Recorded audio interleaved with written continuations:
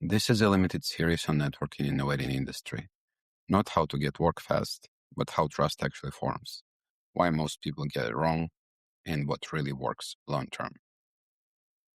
I'm Julian Rubinek. I've spent almost 20 years in the wedding industry, working alongside planners, venues, designers, and vendors across every level of this business. I've also spent years speaking and coaching wedding professionals. And one pattern comes up again and again when it comes to networking. People don't struggle because they're bad at talking. They struggle because they forget that everyone in the room is a person first. That's what we're talking about today. One of the biggest mistakes people make at events is walking into a room already sorting people. You see it happen all the time. Someone walks up, starts a conversation, asks a question or two, and the moment they read what the badge says or hear what the other person does, their interest either spikes or disappears. And it might be subtle, but it's obvious to everyone. The energy changes, the attention shifts. The conversation either suddenly feels important, but very transactional, or suddenly feels finished. That is a problem. Planners are not roles. Photographers are not roles. Designers, venues, florists, none of them are access points. They are people. And planners, especially, are on the receiving end of this all the time. Everywhere they go, someone wants something from them.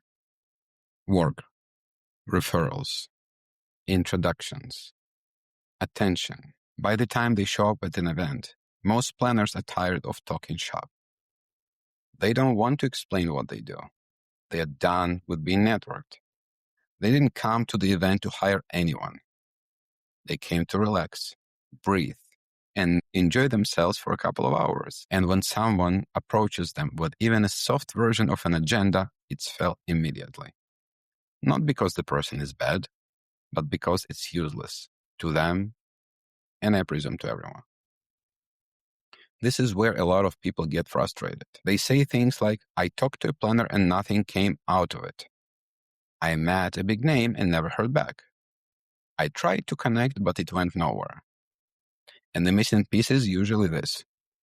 You were talking to a role, to a badge, not a person.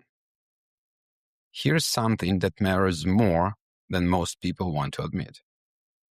People don't refer based on skill first. They refer based on comfort. They refer people they like. People they feel relaxed around. People they'd be okay spending a long day with when things get stressful. It doesn't come from one conversation. And it definitely doesn't come from someone trying to be impressive. It comes from genuine human connection. Another mistake people make is filtering too aggressively. They walk into a room thinking, I need planners, or I need venues, or this person cannot help me. They stop being curious, they stop listening, they mentally move on to the next person. And the damage is done. Fun fact, my favorite musical album is called Damage Done. It is by a fabulous melodic metal band, Dire Tranquility. But let's move on. The damage is done because everyone is a referral. Not immediately, not directly, but eventually. People refer friends and friends of friends. Not a quote-unquote a great photographer they met once. Not someone with amazing work. Friends. This is why mindset matters so much here.